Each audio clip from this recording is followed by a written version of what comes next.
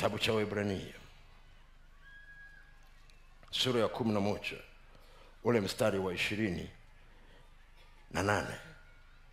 Kwa imani akaifanya Pasaka. Ngoja nipige pause kidogo. Umeona hicho kitu? Kwa imani akafanya Pasaka.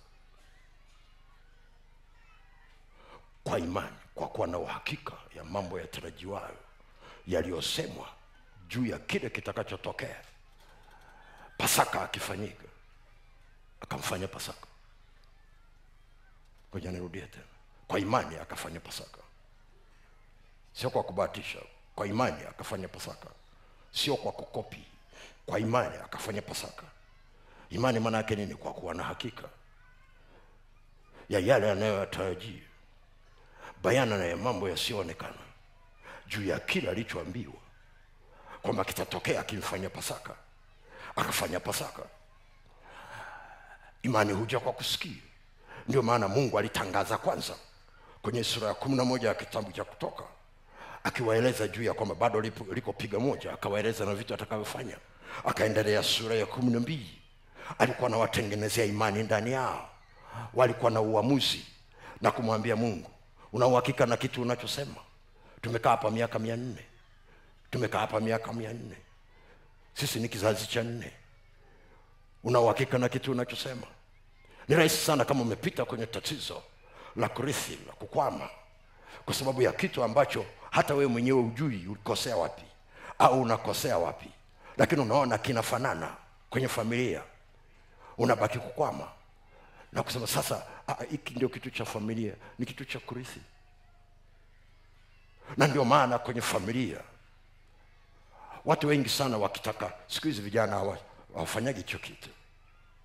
Ukienda kwa mzazi ukisema nimepata mtu, tuseme labda ni kijana, anasema nimepata msichana wako, kuna maswali wazazi wako watakuuliza. Cha kwanza, umri wake, anaitwa nani, anatokea wapi, ni kabila gani. Wanakuuliza tupe namba yake ya simu. Kuna wazazi wake wanakaa wapi, wanasema tupe muda. Kwani umeshafikia maamuzi?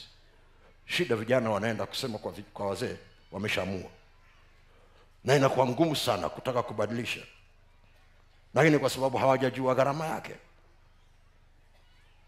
Kati ya kitu ambacho wazee zamani walikuwa wanaangalia, wanatizama kama kuna tatizo la kurithi kwenye hiyo familia, kama kuna ugonjwa, kama kuna watu wanakufa mapema, kama kuna watafuatilia kimoja baada ya kingine, watacheki.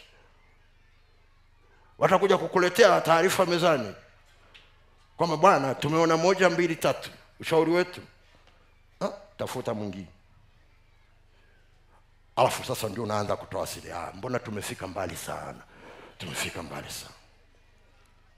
Saa nyingine tu ile kupisha shari wazee wanakubali. Lakini cheki hiyo ndoa baada ya muda inaenda kugomea pale pale ilipogomea ya mwenzake.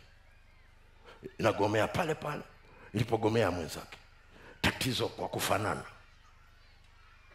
Ukishagundua namna hiyo, kuna geti limefungwa na hakuna aliyeweza kulifungua. Nilikuwa nafundisha mahali juu ya geti la kusoma. Kijana mmoja alinifuata baada ya miaka 2.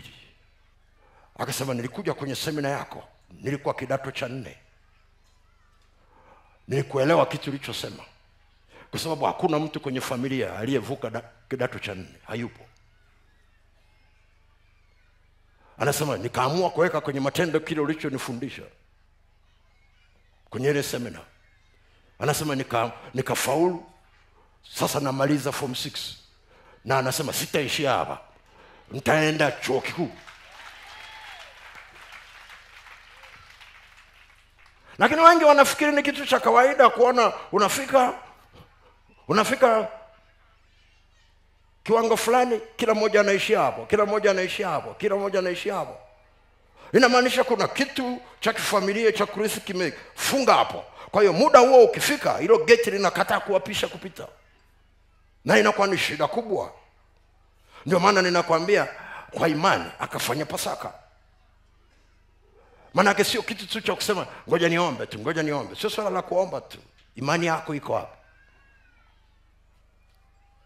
Bwana Yesu asifiwe. Bwana Yesu asifiwe. Bwana Yesu asifiwe. Ukiendelea pale anasema hivi, kwa imani akaifanya Pasaka na kule kunyunyiza damu. Kasoma Biblia yako. Kwa imani akafanya Pasaka. Alafu wanaweka makusudi na kule kunyunyiza damu. Unaipata wapi hiyo kwetu sisi? Kwenye Waebrania 12:24. Anapozungumza juu ya damu ya Yesu ya Agano Jipya inayonena mema kuliko ile damu ya Habili, anaitaja kwamba ni damu ya kunyunyiza. Inasema, kwa hiyo anapozungumza kwenye Biblia ukiona kunyunyiza, maana yake unazungumzia juu ya damu kusema kwa niaba yako na kwa ajili yako. Kwa nini? Hawajui wale watu, kizazi cha 4 wamefika hapo, hawajui wengi sana ni kitu gani kilichowafanya wazazi wao wakaja huko. Mambo ya Walawi 17 mstari wa 11 inatuambia damu imewekwa kwenye madhabahu ndio itakayofanya upatanisho kwa ajili ya kwenu, itaongea kwa niaba yenu. Mnachotaka iongee mnaiweka ndani ya damu. Damu inaongea. Kwa hiyo walipoambiwa waweke damu kwenye mimo ya milango, huoni kitu chochote walichoambiwa cha kusema. Wao walichoambiwa tu waweke damu, hawakuambiwa kitu cha kusema. Kwa nini? Hawakujua cha kusema. Kwa hiyo wanapoweka kwa imani, maana yake wanaweka kwa maelekezo ya Mungu aliyewachagulia sadaka. Na sababu yake anawaambia, kwa sababu huu ni mwanzo. Kuna kitu kipya kuja mbele zenu. Kuna mlango unafunguka. Mnatakiwa kujiandaa kutoka. Mnatakiwa mkae kifikra mpaka kimavazi kutoka, kwa sababu imefika time ya kutoka. Bwana Yesu asifiwe. Bwana Yesu asifiwe. Mungu akawasaidia kwa mbinu ile. Ziko na zingine pale ukisoma, lakini nitaka kwenda kwenye hiyo, nisingie kwenye nyingine. Lakini ziko mbinu zingine pale, lakini hiyo ni mbinu moja wapo muhimu sana. Na iko na sisi kwenye Agano Jipya kwa ajili ya Pasaka wetu. Kitabu kile cha Warumi sura ya 3 mstari wa 24 inazungumza juu ya imani katika damu ya Yesu. Lazima uwe na imani katika damu ya Yesu kabla hujaitumia na wakati unaitumia. Maana yake ni kile kilichosemwa ya kwamba kitafanyika damu ikitumika, uwe na uhakika ya kwamba unapofanya kitafanyika. La sivyo wasingemchinja Pasaka. Ukienda kwenye Waebrania 12 mstari wa 24 inatuambia damu ya Yesu ya kunyunyiza. Maana yake unaweza kunyunyiza damu ya Yesu, la sivyo isingeangikwa, ili ikusaidie kuongea. Unanyunyiza kwenye tatizo ambalo hata hujui unatokaje, umeishiwa hata maombi. Nyunyiza damu ya Yesu. Itabeba kilichoko ndani ya moyo wako, kwa sababu imani ni ya moyoni. Kwa hiyo itabeba kilichoko huko moyoni. Itakapofika kwenye lile eneo, itampigia Mungu kelele kwa niaba yako. Unasema unajuaje? Damu ya Habili ilipoanguka chini ikapiga kelele, Mungu akasikia. Haikuwa inampigia kelele mwenzake, ilikuwa inampigia kelele Mungu. Inampigia kelele Mungu. Ilikuwa inapiga kelele kitu gani? Kilichoko moyoni. Na maandiko yanatuambia damu ya Yesu ina kitu kizuri kuliko ya Habili. Kwa hiyo kama ya Habili iliweza kupiga kelele kwenye udongo na Mungu akasikia na akaingilia kati, uwe na uhakika damu ya Yesu ikinyunyizwa, ile ya Habili ilinyunyizwa kwenye udongo. Lakini angalia ya kwako wapi panapokuletea shida. Ni ofisini, nyunyiza damu ya Yesu ofisini kwako. Nyunyiza damu ya Yesu sokoni unakofanyia kazi. Nyunyiza damu ya Yesu kwenye cheti chako ambacho umekaa nacho, unazunguka nacho, hujapata kazi mpaka leo na hujui utafika wapi. Unasema sasa fanya kwa imani. Nyunyiza damu ya Yesu kwenye cheti chako. Mungu akigeuka namna hii, hiyo damu inasema fulani fulani fulani. Yesu akija Kahama anakuta cheti cha yule mtu yuko kule Marekani kinampigia kelele. Yesu anaenda Uchina, anakuta cheti chako kinampigia kelele. Mwishoni anauliza hiyo damu kitu gani? Kitu gani? Ndio maana ilibidi lazima asikie damu ya Habili. Kama alisikia damu ya Habili, si zaidi sana atasikia damu ya Yesu Kristo kwa ajili yako na atakusaidia. Rapa karabashata. Hallelujah, hallelujah. Hallelujah, hallelujah. Sikiliza, kwa imani manake nini? Kama umesoma kwenye Biblia ya kwamba damu inatakasa, manake ni kwamba unapoomba unaamini ya kwamba inatakasa. Kwa hiyo ukiomba, Mungu ninaomba unitakase kwa damu yako, unaamini unapokea utakaso. Tunaenda sasa. Kama damu inaondoa dhambi, unaomba iondoe dhambi na unaamini imeondolewa. Kwa hiyo kama unaweza kaamini kwa ajili ya utakaso juu ya damu, kwa nini usiamini ya kwamba kikwazo kilichoko mbele kinaweza kikaondolewa kwa damu? Lango lako la muda lililofungwa linaweza likaondolewa kwa damu. Tofauti yake iko kwenye nini? Ya utakaso umefanya kwa imani. Hii ya kwenye lango la muda hujafanya kwa imani, kwa sababu hujaenda kwenye maandiko ukajua ya kwamba kuna lango ambalo Mungu alilifungua kwenye Agano Jipya, na Mungu amekuwekea ufunguo kwenye msalaba wa Yesu.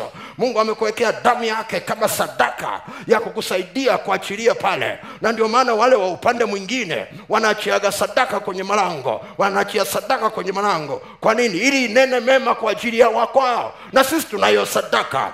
Pasaka wetu amekwisha kutolewa sadaka tayari. Rapaka. Kwa hiyo usitishike ukiona wanatoa sadaka na wewe unayo ya kwako. Ukiona wametoa hapo na wewe unaenda hapo hapo. Nanyunyiza damu ya Yesu kama sadaka ya Pasaka wetu. Alafu vitapambana vyenyewe kwa vyenyewe.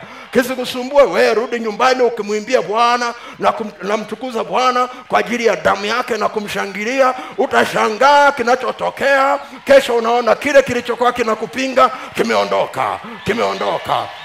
Hata kama kimekaa miaka 400 kimeondoka. Hata kama kiliongezewa miaka 30 kimeondoka. Kwa hiyo kama tatizo lako limeongezeka wiki 2 litaondoka. Kama limekaa miaka 2 limeongeza miaka 2 mingine linaondoka. Jipe moyo mkuu, kwa sababu saa yako ya kutoka imefika. Bwana anatangaza ya kwamba muda wako umefika. Lango lako la muda limezuiwa muda mrefu, na yeye ameamua kusema atasimama mbele zako kwa damu yake ili aweze kulipasua kama vile alivyolipasua kwa Farao. Resa karapa kaka. Sijui Mungu anasema na mtu gani, lakini najua Mungu anasema. Wewe unasema Mungu amechelewa. Hajachelewa. Uko kwenye lango la muda. Ila ulione. Lakini msalaba umekuja kukuonyesha ya kwamba unapoona msalaba ujue muda wako umefika. Rakakaka. Yesu alisema saa inakuja na sasa ipo. Kwa nini alikuwa anasema ipo? Kwa sababu mimi ndio saa yenyewe. Ukiniona mimi umeona saa yenyewe. Wale Mafarisayo walitafuta ishara ya nyakati. Akasema mnajua kutambua ishara zilizoko kwenye mawingu. Mmeshindwa kutambua ishara za nyakati hizi. Maana yake ni kwamba mimi ni ishara. Ile ni kwamba mnaniona ninatembea buku barabarani ni ishara. Rapaka. Unapouona msalaba, unaposoma msalaba, ujue ya kwamba ni ishara ya kwamba muda wa Bwana umefika. Wengine watasema tumechelewa sana. Waambie mimi nakaa hapa gaitini, siondoki kwa sababu Yesu amefika mlangoni. Rasakarapaka. Wanakuambia mbona ni saa ya kulala, umevaa viatu. Unawaambia Yesu alisema usiku huu mtatoka, usiku huu utakuwa usiku wa kukumbukwa sana. Haleluya.